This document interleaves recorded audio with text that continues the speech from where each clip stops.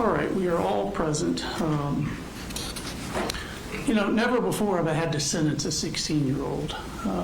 Certainly for something someone did when they were 14 years of age. Those who appear regularly in front of me have often heard me lament about the difficulty in sending a young person to prison. And here, as everyone understands, the minimum sentence is life with parole. Now, the appellate courts have said that children are constitutionally different from adults for purposes of sentencing. That stems from an understanding that juveniles aren't fully formed cognitively. Hallmark features of a juvenile include immaturity, impulsivity, recklessness, and a failure to appreciate risk and consequences. And because of these factors, the Supreme Court says that the Eighth Amendment prohibits the death penalty for juveniles. The Supreme Court also disfavors life without parole for juveniles, declaring it to be a constitutionally forbidden, disproportionate sentence in all but the rarest of cases. Life without parole is thus authorized only for youthful crimes reflecting permanent incorrigibility.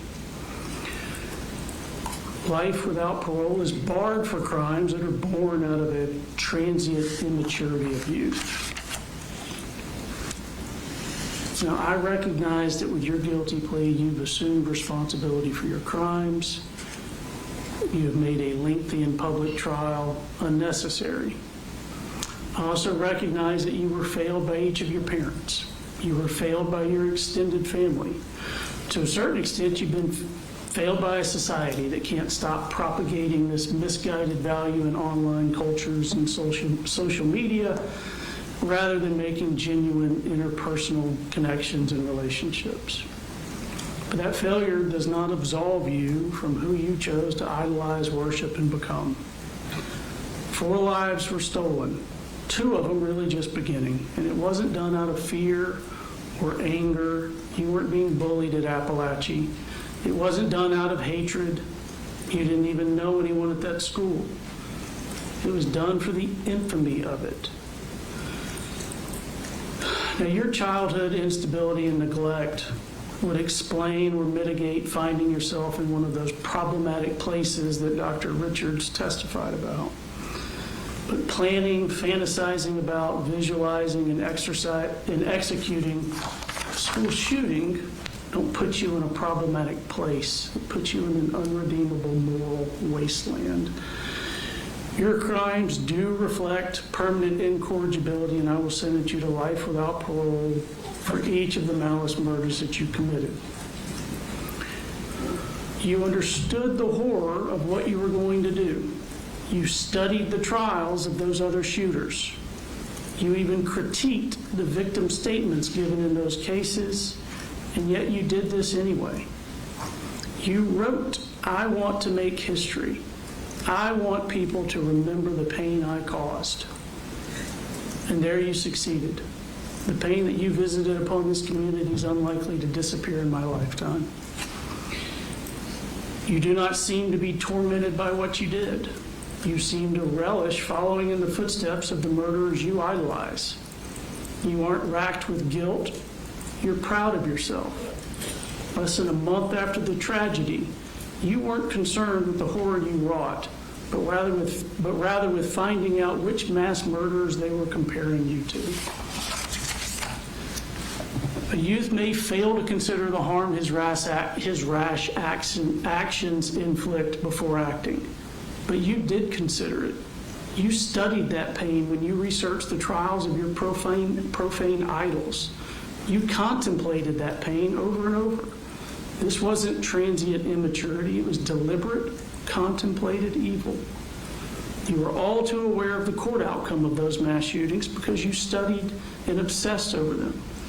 You know that the Aurora Theater shooter received life without parole. Nicholas Cruz received life without parole. Ethan Crumley, a juvenile, received life without parole. Yet you were not dissuaded. Your plan was not hastily hatched. It was a slow boil simmering more than a year's time. You savored the thought of it, you visualized it, and you fantasized about it. You broke it down step by step in visualizing what you were going to do. The thought of mimicking these other mass murders is what brought you joy. Now, for the rest of us, there is no joy here today. There's only a measure of closure. The slain will not return to life, the injured will not forget their wounds, and a 16-year-old boy will live and die in prison.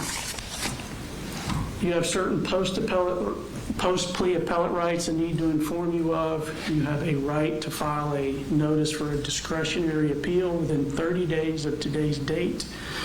You can have a lawyer represent you for that, but you are not entitled to court-appointed counsel. You have a right to file a motion to withdraw this guilty plea because it's less than 30 days before the term of court ends. You have to file that within 30 days of today's date. That would be to correct a manifest injustice. You do have a right to a court-appointed attorney for that post-plea appellate right.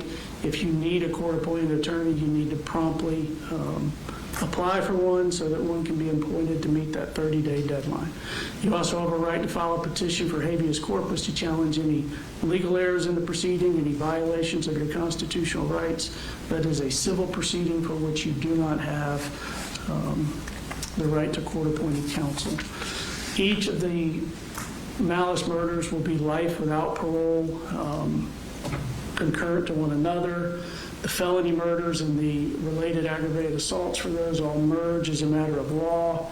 Each of the aggravated batteries will be 20 years to be served in confinement consecutive to the life without parole. The aggravated assaults and the cruelty to children that do not otherwise legally merge will be 20 years concurrent to the life without parole. Is there anything else I need to address?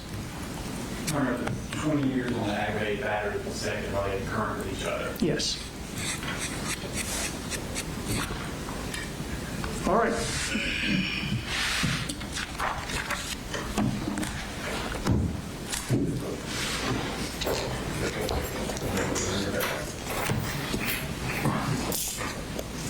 We're adjourned.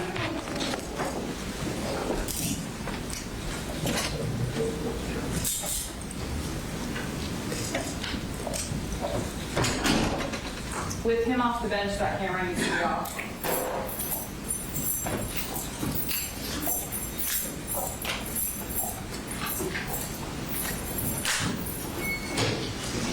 If we can get everybody before they start